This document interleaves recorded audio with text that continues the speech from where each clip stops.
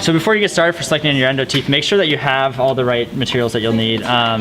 This is a little bin from the first year box. I really like using it because it gives you a way to systematically organize your teeth. And you think that you'll remember what teeth go to correspond with what x-rays, but the thing is, once you put them all in the hanger, they all look alike. So there's 12 slots on this bin and 10 hangers here, or 12 hangers here. So each one spot will correspond to one tooth. And you can see from what I had last year, this is what it'll look like at the end. And I have 1 through 6 on one row and then 7 through 12 on the other. And my 12 was of my other kind of teeth that are good enough that I'll be using for clinic simulation. But ones that I didn't want to use for the course because maybe they're a little bit more difficult, they add a little bit of curvature, but something good once I had my clinical experience. And then other teeth, these are like my extras from last year. This is just 50% bleach and 50% water. Bleach is available in by the back window, the dirty window of Central, so you can just put a little bit of bleach in each one and then add water from the sinks. And that'll be enough to keep your teeth hydrated and so that fungus doesn't grow all over them. Okay, so when you get out your jars, you're gonna have a ton of teeth, and I set up a little piece of aluminum foil and then just grip a pile and lay these teeth right here on the aluminum foil. Aluminum foil is up at the central island, and then just start separating, looking for teeth. All of these I've isolated our third molars. So third molars have really funky anatomy and you don't want to use them. And you can also see here that we have a wide open apex. So I'm sticking my endo explorer and it's going straight through the root canal system. So this tooth would definitely not work for the endo class because your files, you wouldn't know if you ever got to the end, you just freely flow out. Good teeth will have a really, really nice apical constriction. So no matter what I do, this endo explorer, it won't be able to find the apex. It's a little too fat to find the apex. So this is more of a tooth. The apex quality is what you want in this tooth.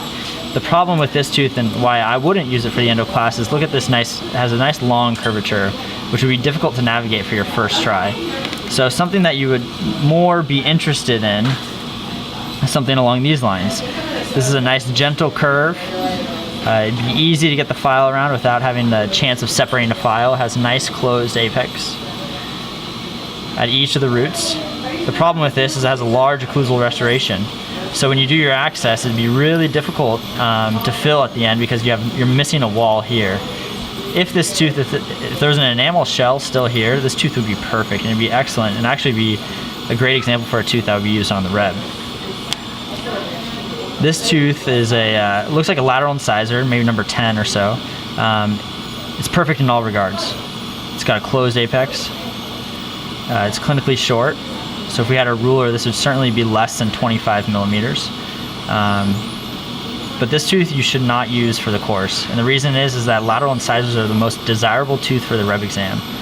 So this tooth I would advise to hold on to this and don't use it until your senior year, or for the reb exam. This tooth, if you were to sell it, would certainly be worth $50 to $100. And here's a tooth that's more along the lines of what you would find in your kit. This is a premolar. It's probably number 12 or so. It'd be a difficult case. It'd be perfect for when you're in clinic because it has a smooth curve. It doesn't, but it'd be difficult to navigate, I'm sure, for your first case. Your premolar is, I think, the first one that you go through. So I'd hesitate to recommend this tooth for somebody because of the curvature. And instead, look for a tooth more along this lines. So this one is nice and straight. It's got a little S-curve, but it's really, really slight. So it would be an easy, the file would go in straight. It's got a nice closure. You know when you reach the apex. This tooth likely has 2 canals. You can kind of see here if you look through it, it kind of gets translucent in the center here. So this is where we'd have 1 canal here and 1 canal here on the buccal. So this is the quality of tooth that you would like. So I'm going to set this tooth aside. And this is a tooth that we'd be willing to use an x-ray on, or use one of your films. Each of the films cost $1. So don't go ahead and start x-raying every tooth that you have. Be very selective about the teeth you use or that you're willing to x-ray because you'd be throwing away money if you're wasting them on teeth like these where they just have little nubs. And obvious this is not going to be used. So all these teeth I'm going to put aside in my junk jar, and these can be used for restorative reasons. I'll never use these teeth for endo. Teeth that are worthy of endo but maybe not worthy for the class, like this pile here, I would put back in my endo quality jar, and I can use those for clinical cases during my 3rd and 4th year. Some other situations that you definitely want to avoid are teeth with crowns. The problem with crowns is that you lose your whole orientation. So once you place it in your solution, now we have no idea where the root canal system would be. You base all your judgment on where you're going to drill your access based on the natural anatomy. But when somebody puts a crown over it, you have no idea if the lab technician put the anatomy in the correct location or the natural location of the tooth.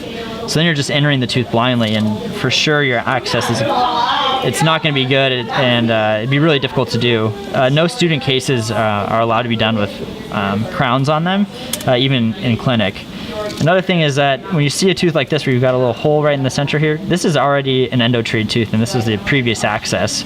And if you look really closely, I don't know if it'll show up on the camera, but there's a little pink strip, and that's the gutta percha. So this tooth was already endo-treated, and obviously you wouldn't want to do it again. You can see the little gutta percha at the end there too. So this is a really good filling by whatever endodontist did this in the past, but this is not a suitable case for you to do as part of the course. Another thing are teeth that are really bombed out. For the same reason as having a crown, you have no idea where the root canal system is. You're going to get lost. They won't have an ability to evaluate your access because you would drill your access based on where the cavities are, not the ideal situation. So you definitely wouldn't want to use a tooth with big bombed out caries like this. And the last of which is the tooth that's missing a wall. And for the same reason, when you fill the tooth, you want to make it easy on yourself and that you just have like a class 1 situation with an occlusal access. If you're doing something like this where you have to build a wall, and it just complicates things, and you're going to be miserable. So even though this tooth has great root structure, I would avoid using this tooth for the endo class and probably any simulation classes that I would use, that I would do in clinic as well.